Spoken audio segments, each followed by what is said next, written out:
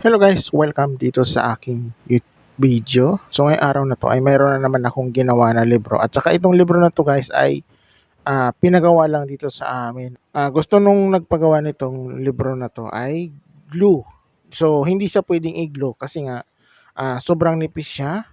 At saka ang last na page niya ay 21. So hindi siya pwedeng i-glue kasi nga hindi siya mag-glue na ganon kanipis. Dapat kung makapal sana ito, ginawa namin ay rining vine. So, ganun yung, ito naman ay 50 lang yung pinagawa. Ito nga pala guys yung pinagawa. So, panoorin nyo. Ito na siya guys. So, kakatapos lang nito ma-print nitong cover, saka yung manuscript, at saka yung wire na gagamitin na natin. So, ito na yun, yung sinasabi ko. So, ang last na page nito ay 21.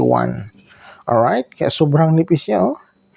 Kahit nga stapler na lang yung gamitin, pwede na. Kaso lang, hindi talaga siya pwedeng gawing glue. Okay? So, kaya kahit gusto man nung nagpagawa nito ay i-glue daw. So, hindi siya pwede talaga i-glue kasi sobrang nipis siya. Ayan. Back to back yung print niya, no? So, back to back yung print. Kaya sobrang nipis. Kasi hanggang 21 lang. Okay? So, ito nga pala yung cover. So, ilalaminate ko na muna siya. Let's go. Ayan. So, ito na siya guys. So, kakatapos ko lang nito sa pag-laminate. So, hindi ko na siya kanina na-videohan kasi nga nakalimutan ko. Ayan. So, may mga plastic pa yan. Sobra.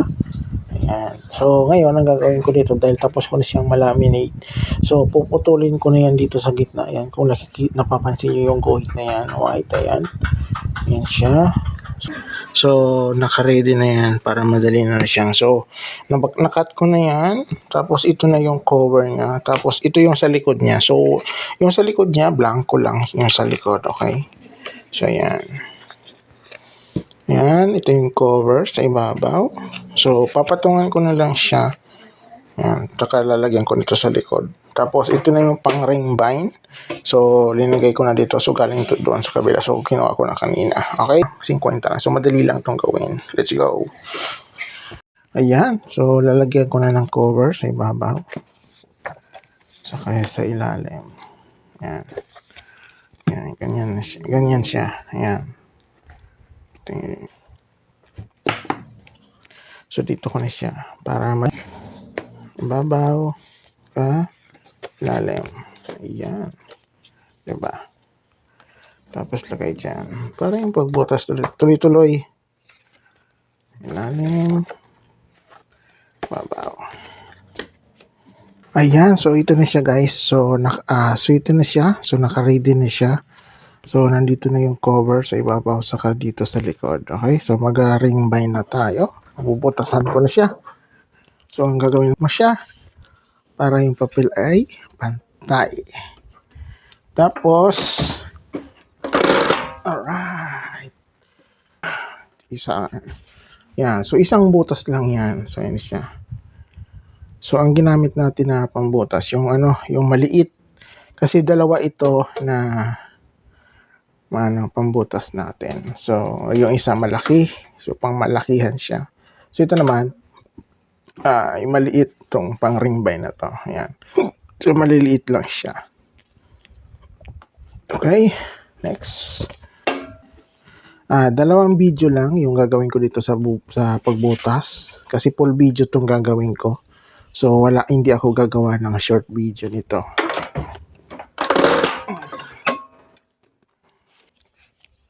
Hahawakan dito. Ayan. Oops. Ayan. So, nakadalawa na tayo. So, okay na. So, ang last na video ko nito yung maglagay ako ng wire. Okay? Ayan. So, ito na siya guys. So, kakatapos ko lang siyang butasan lahat. Ayan na. So, nabutasan ko na yan. So, ang gagawin ko ngayon ay ilalagay ko tong wire. Yung wire niya. Ayan. Ay, nako. Mahaba pala yun. Wire na nabili. Pero okay lang. So, ito kasi yung nabili namin na wire ay na siya, cut na siya. Pero mayroon pa kami nitong rolyo diyan nandun sa kabila.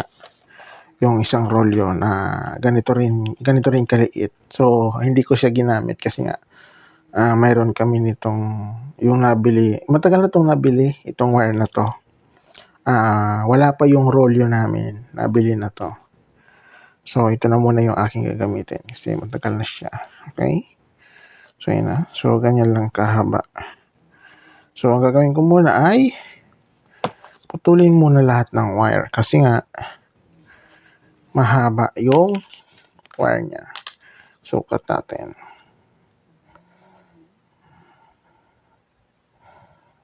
Bakit yan? Okay. So, dito siya. Alright. So, ganun lang kasimple.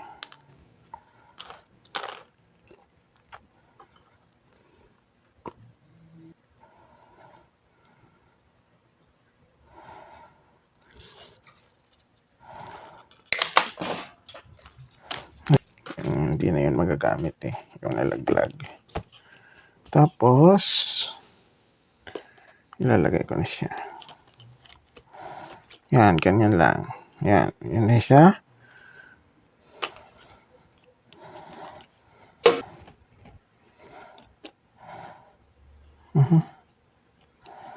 Kala ko kulang, yan pala sakto. Lumagpas lang. Okay. So, madali lang siya. Walang problema kasi bukas pa naman ito i-deliver. Yan, so ito na siya. Yan, lalagyan ko na muna lahat ng wire para yung pagsara mamaya ay tuloy-tuloy din yung pagsara. Yan, so ito na siya guys. So kakatapos ko lang sa pagputol ng wire at saka linagay ko na dito yung wire. So, ang gagawin ko dito ngayon ay isasara ko na siya. Ayan na lahat yung lalagyan ko ng wire. Ayan. Alright. So, ngayon ay isasara ko na yan. So, dito siya ilalagay. Ito nandito to. Ayan. Ipapasok ko siya dyan. Saka, ipitin. Hanggang ganyan na. Ipitin siya ganyan. Alright. Isa-isa lang. Okay? Isa-isa. So, ipapasok natin yan dito.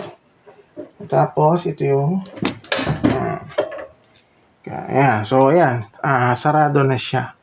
Pag ganyan. Ayan. Sara na. Alright. Nakasara na siya. So, tapos na yan. Pag ganyan. Diba? So, next.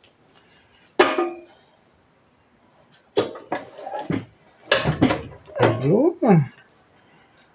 Diba? Bilis lang. Mabilis lang. Isang ipit lang yan. Ayan. Tapos, yan na siya. Yan. Back to back yan. Ito yung sa loob niyan. Okay. Yan. Ayan. Okay. So, yun ang ano nito. Okay. So, wag na natin masyadong i-explain. Okay. So, ako nga, tulad na sabi ko, sa mga books, hindi ko in-explain masyado kasi bawal. Bawal yon. Okay? Ayan, kinaklaro ko. Yan. So, yan na siya. Yan na. Ito yung harap, likod. Ring bind siya. Gawa siya sa ring bind. Alright? Okay. Isasara ko na yung wire. Ayan. So, bukas pa siya. Lagay ko lang. Okay? Dito siya ilalagay. Tapos, ipitin siya. Ayan. So, ayan. Sarado na siya. Diba? Ayan. So, ito na siya guys. So, kakatapos ko lang sa pagsara ng wire. Okay. So, tapos na siya. Lahat na nasara ko na yung wire niya. Ayan. Ayan siya. Ayan. Ganda ng pagkasara niya. No? Sarado yan. Diba? Ayan. So, ayan na siya. So, ganyan siya kapal.